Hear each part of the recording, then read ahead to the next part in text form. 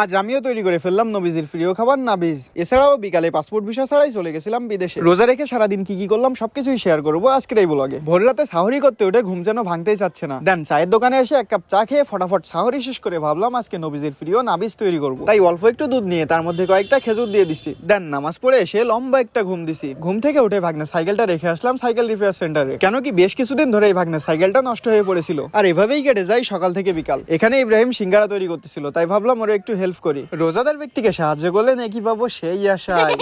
তারপর ভাবি সবাই মিলে একটু ঘুরতে বের হই। ভাই রোজা রেখে একটা জিনিস খেয়াল করে দেখবা, সারাদিন তোমার সময় এমনি এমনিই কেটে যাবে, বাট আসর থেকে মাগরিবের যেই সময়টুকু এটা ভাই কাটতেই চায় না। তাই সময় কাটানোর জন্য আমরা সবাই মিলে ঘুরতে বের হয়েছি, আর আমরা যাচ্ছি ভারত সীমান্তে। এই যে দেখো ভারত বাংলাদেশ সীমানার বর্ডার। আমরা এসেছিলাম মূলত ধনিয়া ফুলের সাথে ছবি ওঠানোর জন্য, কিন্তু 2 দিন আগে যে বৃষ্টি হয়েছিল মনে হয় বৃষ্টির কারণে সব ফুল ঝরে গেছে। যাই হোক এরই মধ্যে ইফতারের টাইম হয়ে যায়, তাই আমি মসজিদ থেকে এক প্লেট খিচুড়ি নিয়ে বাসায় চলে আসি। দেন মাগরিবের পর আমি নবীজির প্রিয় নাবিজ পান করি। ভাই কলিজাটা একদম ঠান্ডা হয়ে গেছে। আর হ্যাঁ, তোমরা কে কে নাবিজ খাইছো কমেন্টে জানিও।